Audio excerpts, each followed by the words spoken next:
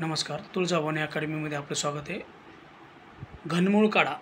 आपल्याला आता काही वेळेस असा प्रश्न येतो की घनमूळ काढा आणि वर्गमूळात 729 आता बघा, तर आपण वर्गमूळाचा प्रश्न करतो, पण ते वरती प्रश्न घनमूळ काढा, तर वर्गमूळाचा आपण चिंता करायची नाही। अगोदर घनमूळ काढून घ्यायचा। 729चा घनमूळ काय आहे तर 9 आहे, म्हणजे वर्गमूळात 9। आणि जर आपल्या वर्गमूळ जर काढता आलं तर उत्तर लिहायचं। वर्गमूळ 9 लिहिलं तर काय येणार आहे संख्या, ती 3 येणार आहे, म्हणजे उत्तर आपलं 3 येणार आहे या प्रश्नाचं। तसंच दुसरा प्रश्न बघूया। वर्गमूळात 216।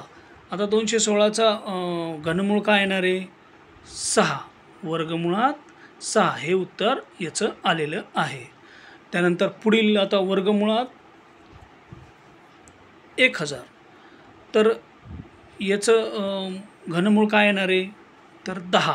वर्गमूळात 10 अशा पद्धतीने आपण उत्तर काढू शकतो। तुमच्यासाठी प्रश्न आहे वर्गमूळात 343 आणि आपण ही काढा आणि कमेंट बॉक्समध्ये टाका। धन्यवाद।